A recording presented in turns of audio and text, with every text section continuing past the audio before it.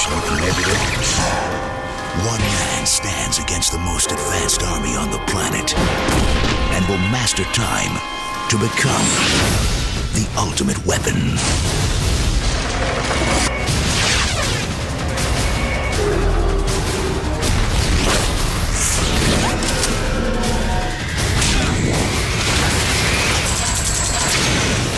Time Shift. This October. Rated M for mature. I like how both of them are dressed. Okay, Minnie. It's all yours. Both are green. It's good. Power couple. Minnie just owned your leaf. Don't take it personal. Can you give me it back? Can you give it back? That's why you guys went extinct in the first place. You wouldn't fight for yourselves. That is the most retarded fact I've ever heard. Leo. It's Leo. It looks like one of those toys I used to have when I was a kid, except, well, this one's moving on its own, I can see now. Yeah, it's got like the camera and it Sensors? feels emotions. It's got these sensors like It Feels emotions. Yeah, it does. Like what? Like, I'm It's sure. love is real, but Dude, it its is emotion not. is. No, is when is you zero grab it and by the ones. tail. By the No, tail. Grab it by the tail. By the tail? Yeah. No, come on! Dude, that's really childish, you know that? That's not cool. Give it! Give it back, dude, come on! Ryan. Struggle, wiggle. Okay, that's Come enough. on, Okay, wiggle. he's Fight had for your enough. existence. He hasn't. Ryan. He had enough. No, that's not cool, man. No, come on, dude. Seriously, that's childish, man. Why do you do that? That's Because it's not real. It's a fucking robot. Now you hurt Fine. Minnie's feelings. I hope you're happy. You hurt Minnie's feelings. Hey, I don't wanna go to work today. Wanna stay home and play all my video games on the One Up Show. You know you'll be a star on the One Up Show. You already are. Every day, this life's a holiday. One up, one up, one up, one up, one up, one up, one up, one up, one up on the One Up Show. One up, one up, one up, one up, one up, one up, one up, one up, one up on the One Up Show.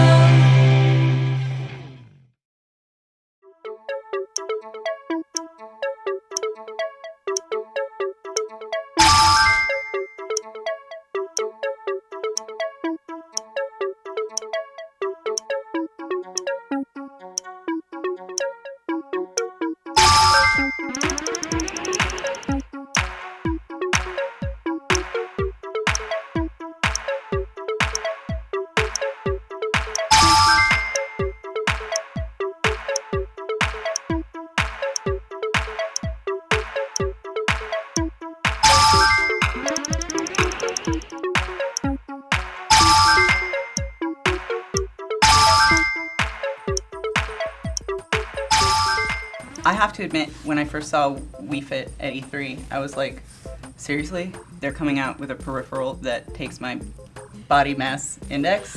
What? I was excited about the fitness aspect from E3, but I almost feel like Wii Fit is kind of a misnomer because the exercises, I would say I didn't have that much fun doing, and I didn't feel like I was actually exercising, or I was wondering why I didn't just kind of buy a yoga DVD or something. I'm not too into the whole yoga thing, and when I first saw Wii Fit, I wasn't into it either. I was just like, Americans aren't gonna get this unless call it Wii Fat or something. I don't know. It's like, I wasn't into it at all, but I was actually pretty surprised how much fun a lot of the mini games are, like the hula hoop and the skiing. The skiing's like my favorite.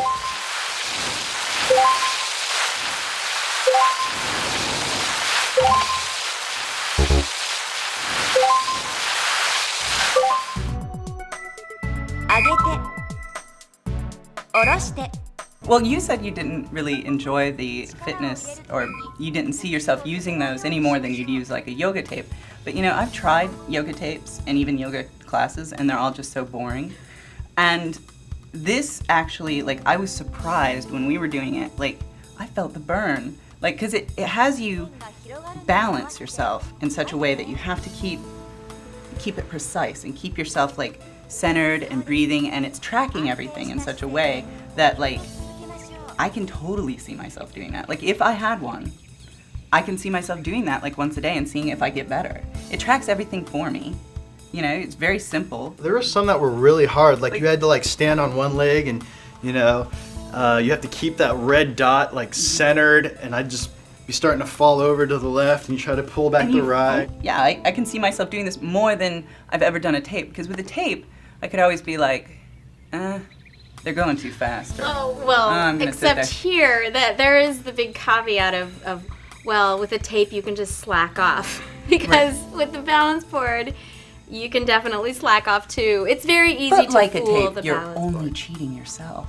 I guess I just think that somebody who buys it purely for fitness will actually still find that they get a better workout doing the mini games Right. than doing the exercise. And since that's the initial experience, and you have kind of like brain age, you have a daily thing where you're supposed to stamp every day that you do it. It tracks your With weight. a little baby foot. It tracks your weight. It tracks your BMI, which hopefully get better as time goes by. And you really like work out a sweat, like the jogging game where you take the moat and you put it in your back pocket and you just kind of like run with it. I mean, Yeah, well, and especially when you get into the competitive mode and you're trying to beat someone else's score, that's when you start, you know, breaking out the headband.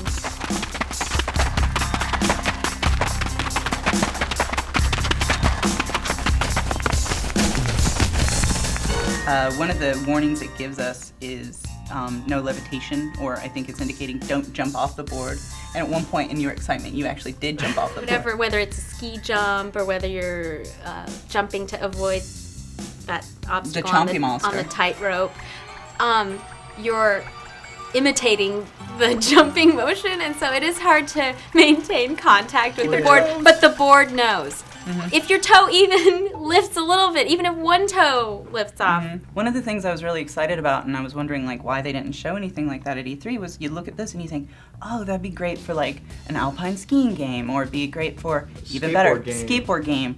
I'd love to see TNC's Surf Shop make a comeback, you know, like a surfing game, a skating game, you know, any of these, snowboarding. But the thing A is with rhythmic that, gymnastics game. California. beautiful California games. But with those, I can't imagine simulating skateboard tricks or snowboard tricks on this without asking the person to jump. So who knows? Like maybe it is hardy enough. Maybe it can handle us jumping up and down and popping sweet ollies. But if it can't, if we're always going to have to get up on tippy toes, it's like, I don't know. And it is a scale. It is effectively the same as a bathroom scale. So I'm sure if you jumped repeatedly on your bathroom scale, it would break too. But I'm sure a DDR game will come out and we'll use this. But people And this one will, has a dance, a Yes. little dance game. And Jason that was was super good at it. I don't know about good, but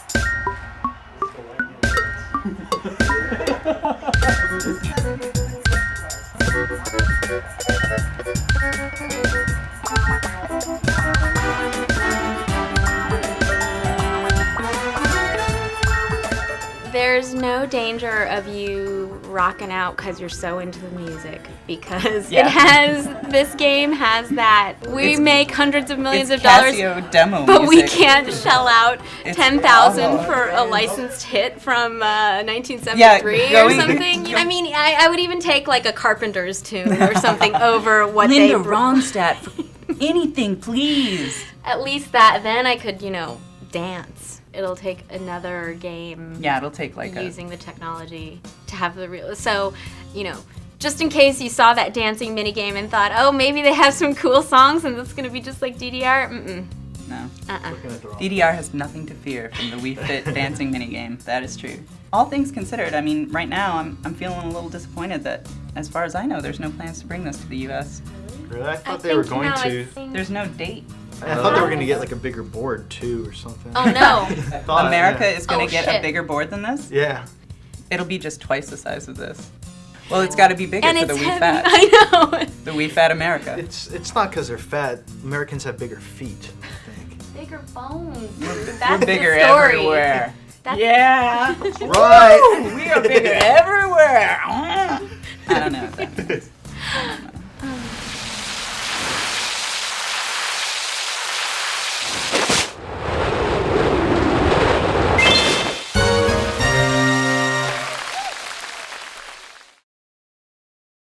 Rated M for mature.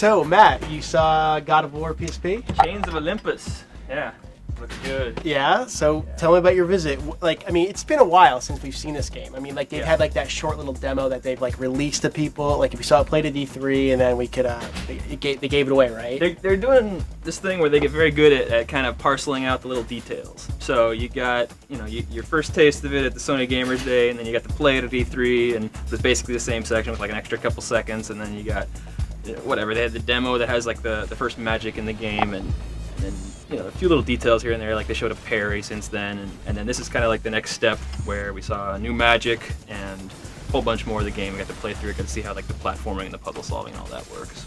Have you obviously you saw new stuff, you saw new levels, you saw new enemies, but like what, like since you've seen it last, what were like the big kind of things that you noticed off the bat? It gives me the impression it's gonna feel more like God of War 1 than God of War 2.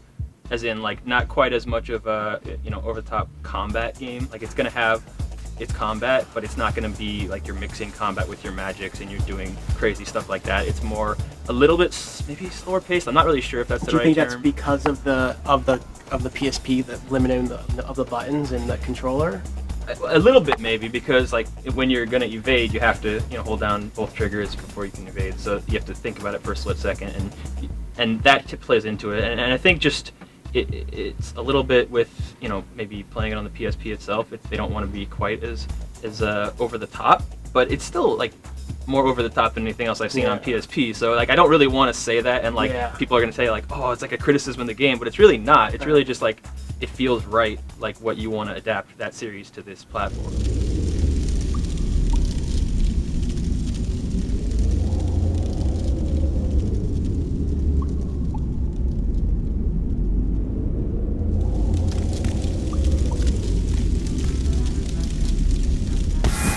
What we showed you guys today was first and foremost the new stuff, Cave of Eos. Cave of Eos is part of the first chapter of the game, where you're gonna meet Eos, the goddess of dawn, sister to Helios. It's also the place where you're gonna gain your second magic. We've already showed you the first one with the Efreet. This one is the Light of Dawn. It's a projectile magic that you'll get, and you'll also have the ability at that spot to obtain the parry, the magic parry, the range parry, basically. So how much is the range parry going to come in? Because for me personally, my favorite fight in God of War 2 was the boss fight where all you did was range parry. So like how much is that going to come up in the gameplay? What are you going to use it for? Actually, that pretty much came from. We're pretty much fans of the same combat. I think the second sister in God of War and in God of War 2, and actually Zeus's combat too had that awesome balance actually with the melee attack and the range, and having that repel, that magic repel, really helped out and really added a dimension to those combats that we wanted to have. The idea of 333 megahertz versus 222. Tell me kind of how that came about and what it means to the game in practical terms and what players should expect from that. Well, it really came about from us begging on our knees for it. I remember reading one of the guys, it might have been Didier, mentioning that before it ever came up, it was like a thing for this game. He was yeah, we had 222, and we went, look what we could do on 222, but we found this 333 mode. We can overclock the processor. It's all supported. Everything's nice. It doesn't break down the PSP at all. And we can push it with this much more. We added this much more, and this is what the game could be. And we just kept asking, actually crying, begging on knees, do whatever it takes to try to get it. And we're more than thankful that they actually unlocked it. We dug through one of their programming directors' archives, and he dug up this disc from April, back when it ran at 222. And then we got the current build, which was from November at the time, because we went to see it a few weeks ago. And we compared them. It was the same section, the same level. It was about a 10-minute segment, and we looked at them. It's just it's so much different. They didn't even have shadows, and now they have perfect shadows, way better than you see in any other game. Light source is affecting the shadows and everything, and then there's all these particle effects and the way the lighting looks and everything. I mean, you can see it in the video, but it's so much different. Well, it's more, right? You're able to do more. You're able to have that one extra enemy that makes that encounter so perfect, or you're able to have 20 to 200 more particles, in the blood effect, because it makes it that much better. You're able to have that extra screen effect because you get that much more out of it. And so if you can just get that little bit more, then you get that here and there all over the place, it makes it that much more of an experience. When God of War PSP was initially announced on the instruction manual, it said 2007. What happened there? What happened there? What happened there was ambition. We were looking at it and we're like, well, we could finish it and take some stuff out, or we could actually do what's right and give the players what they want. And I'm always a bigger fan, and I think we're all bigger fans of doing the right game than a game at the right time. Our game was way bigger than what the time did allow. So what the extra time allowed us to do was to keep things that normally would have thrown away. And I think that every developer goes through that. And when you do get the liberty to get that extra time and to stay true to actually the franchise, you grab it and you just make sure that you do the right thing. The game looks really, Ready at Dawn looks like they're doing a really good job. But the big thing since we saw the game last is that Cory Barlog is no longer there. Right. So, are you less confident about the game now? What was kind of I'm sure you asked them about that. For the bigger part of the development of Chains of Olympus, Cory was hard at work actually finishing God of War 2, which was, a huge task on its own. But after Cory left, of course, I'm sure that it's you're losing one person, whoever it is, is always you're always going to lose a little bit, of the input that you get into a game. But at the same time, it didn't change much of the way we were working. As far as I think the work on this game, it was pretty much done. He did go back and forth with us actually on a bunch of things, and we still have a bunch of guys over there that we talk to on a regular basis at this point. And then I just wanted to touch on the combat in this game a little bit, just to get a slight better sense of it. Like, of the combos in the game, what percentage would you say are new versus old that we've seen before? It's mixed, actually. We wanted to make sure that this game takes place before God of War 1, and so there's moves that we borrowed from God of War 1 and 2, and sometimes it's like continuity-wise, well, maybe he shouldn't have that move, but as we evaluated other moves, we're like, that move was just perfect in God of War 2, and people, they'll give it to us. Let's just put it in there because it feels right and it serves the right purpose. And so there's new moves too. We've got a new weapon, so we're not supposed to say what it is. Right. Do you think this game could work as a PS2 port later on? Yeah, I think regardless of the platform, this game's going to work. Again, yeah, absolutely. I have no doubt that this game as a full-blown PS2 game is going to be as good as the other ones. Would that be something you're interested in making? It's always something that, be fun to see. I think it'll be all dependent actually on what Sony wants to do with it. And I think that, for the fans out there who are actually hopefully all going to, go and play it on PSP, for the ones that don't, I think it'll be a great thing to put it on PS2. So does Chains of Olympus have the chance to be like the best PSP game out there? I think so. I don't know. I'm a huge God of War fan, so obviously I'm a little biased. Like 13 on your scale right now, I'm sure. But as far as technology, it's up there, and as far as ambition, it's definitely up there. So, do you think it's enough to convince people to go buy a PSP if they haven't bought one yet? Honestly, I have yet to buy one because I've always played it around the office with other games whenever I need it. I'm buying one for it. Cool. So.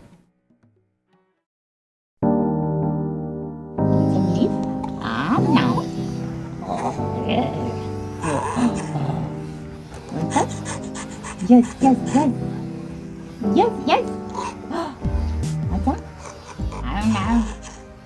No. Oh, you're so funny. What the fuck are you doing, dude? Wii Fit. Wii Fit. Oh. I guess now that you're all Richard Simmons, you probably don't care that much about Street Fighter 4, huh? I care. I'm training my mind, my body, and my soul, and I suggest you do the same, my friend. Huh? For Street Fighter 4? Yes. This is helping you with Street Fighter 4. Exactly. Friend, I suggest you do the same. Why? Because you're gonna lose. Watch, this is how much your training is helping you. What the fuck, Shu? What's that all about? You guys. Yeah, you look ready. Alright. Well, come check with me in a couple of weeks and we might have more information for you. Well, I'm gonna be ready. I've been training. See all this? This is all one. Whatever. Oh, you laugh now, but you're gonna get your ass kicked, Shu. Yeah, right. I'll be ready.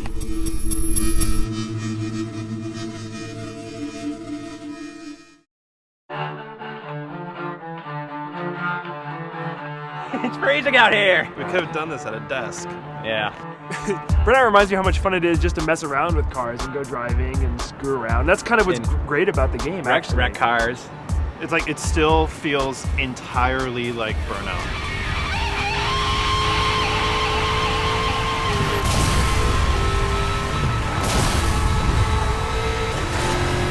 I argue that the progression. I think because when you get set, when you first get the game, you're let loose in the entire Paradise City, which is huge. It's not just a city; it's like a city outlying areas, countryside. Yeah. And you have free access to everything, including 120 events from the get-go. Yeah. And there's no rules. You do what you have to do.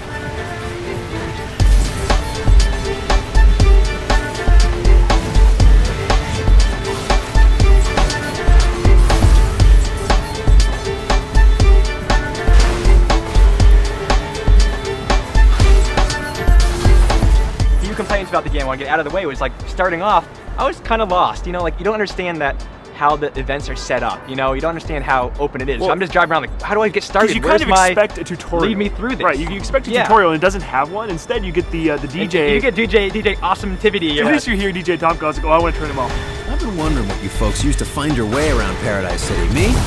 I only ever use the compass, but I know some guys who wouldn't be able to get to the end of the street without using their mini-map. You know, work out what's best for you and just stick with it.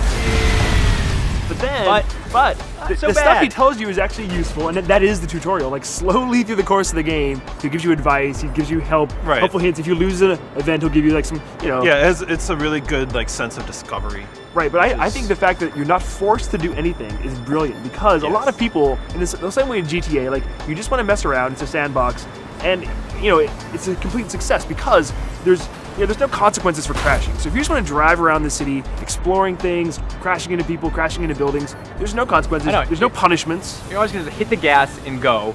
You're going to see, like, you know, the indicators for the shortcuts, you know, the yellow barriers, blast through them, hit some billboards up in the air. Well, exactly. You know, It is going to take you a long time to learn. It encourages a lot of like exploring and looking for shortcuts. But there are instances where if you mess up, if you take one wrong turn, especially out like in the hills and the boonies, if you take one wrong turn, you're done. Outside of the events, there's like a metagame for you to explore, and there's always a reason to like make you go back and just mess around. And that's even better. Like, it's great single player, but it's even better when you have multiple people playing in the online server, because it just immediately picks up where you are in your single player game.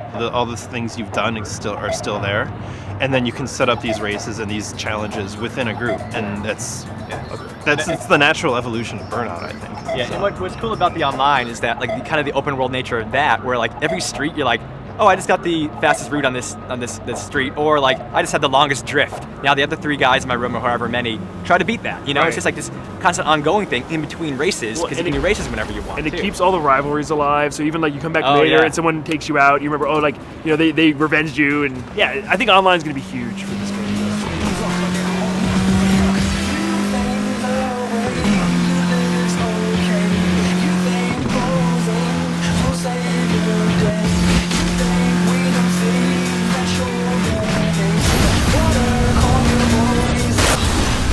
Now with Xbox through the Xbox Live Vision camera, or PS through any USB camera, you can take your picture and it's on your license, but also when you're racing against people online, if you take them out, it takes a picture of you, so you can like, or take a picture of them, or it goes both ways, right? You send each other your pictures. I think the winner gets plastered on the top. Yeah, the winner, everyone gets to see his picture.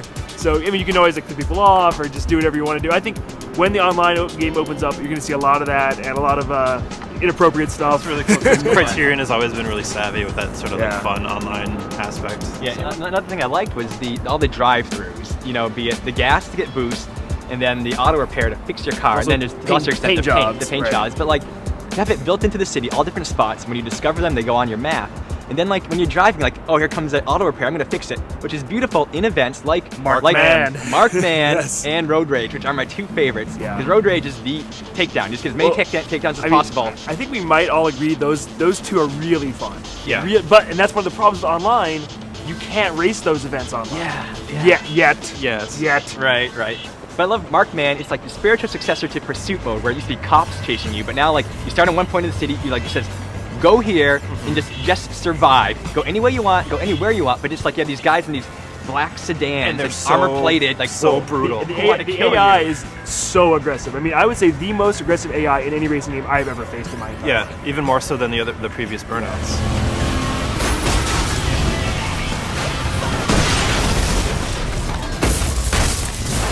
I do have another minor criticism. For me, the crash mode has been replaced by this new thing. It's called Showtime. Showtime, and it's fun. You just kind of go into this mode where you're like flipping up and down, trying to crash into things. It's almost like a rhythm game. It's fun, but it isn't quite as fun as old-fashioned. I do miss the preset like puzzly type of crash modes, but Showtime can be a lot of fun, and it works, I think, for the open environment because you can just kind of you can create that stunt situation anywhere on the map, and it's fun in areas with lots of cars, especially on the highways and the toll booths because the cars are going really fast and there's a lot of them. There's like buses for multipliers. Right, but every intersection has a target value though. Some of those intersections are really boring. You're like waiting for a truck to come by, maybe you'll crash into it. Yeah, and that's the thing. Like there isn't so much strategy where you just hope that something comes by that's worth a lot of points, and like it seems almost random. Like how would you know if there's gonna be a truck like a block away that you're eventually gonna flip yourself all the way down there? You have no way of knowing. It seems like a lot of luck is involved, and I kind of miss the old one in that sense.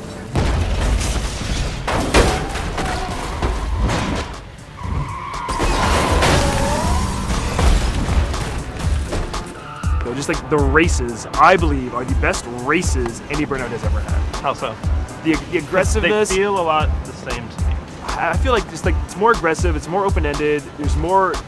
When you get really good at the city, you can find those huge shortcuts that make it really easy. To me, it felt a lot like Crazy Taxi. How awesome a Crazy Taxi would be had they kept it going. I can see that. There's a little bit of there's that a vibe. There's a definite vibe. Well, part of that is all the product placement. Well, yeah, that's true. I find the pervasive CompUSA product placement very funny and ironic now that they've closed the entire CompUSA chain. Right? That was on partner night. You know what? Burnout Paradise is a good legacy for them. Like if you're gonna go out, you might as well go out in one of the greatest racers. This is true. It makes a lot of sense to do it that way. What about the graphics? I mean, you guys completely happy with the visuals? Yeah, it was tough at first because Burnout's always looked really, really good. So the initial, when I saw you guys playing it for the first time before I started it, I was like, oh, it looks like a really nice Burnout. But then you just realize how big it is and how there's no loading except for the initial load. Excellent load times, and the sense of speed is flawless. Yeah. Especially in first person, which is how I play. It's among the fastest feeling games from the outset. Even like the standard car they give you feels really fast. And that's a problem with a lot of racers. You have to play for like 5 hours to get a car that feels fast. And you still feel in control Yeah. while you're going that fast. There's always something to do, and just the variety. It's kind of like the Mario Galaxy of racing games. Interesting. It is like the one more star, because you're getting these points on your license to try to get the next license, and many times it's like 2 a.m. I'm like, okay, one more. Because it only takes like 5 minutes. That's true. Yeah, and when you get to those the higher licenses, that's when you have to play pretty much everything because they have so many requirements. You can't skip all the races or you can't skip all the road rages.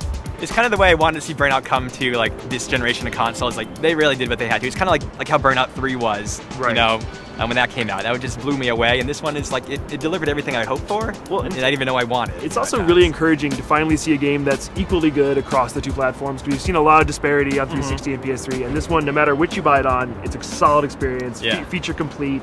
I mean, no one's losing out here. Agreed.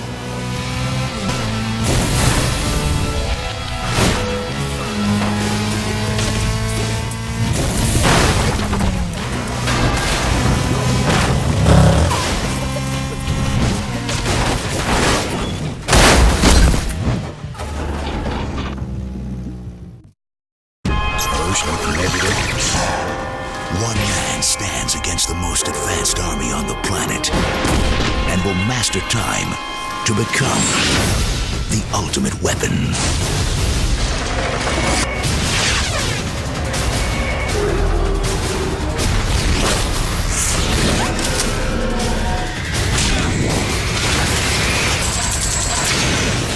Time Shift, this October, rated M for mature. See this? It's ridiculous. Yeah, so NPDs are out to... Oh, shit. Hey. So I came by to show you this Pleo. What's a Pleo? It's imaginary friend that's real. You can pet him. I have friends. Yeah. I don't like the way he's looking at me. He's friendly. You can pet him. Okay, don't stab the Pleo, Skip. Get it away. All right. Get it away. They're like $300. Get it. Whoa. It's okay. Get it away. All right, Skip. He doesn't like the sharp eye.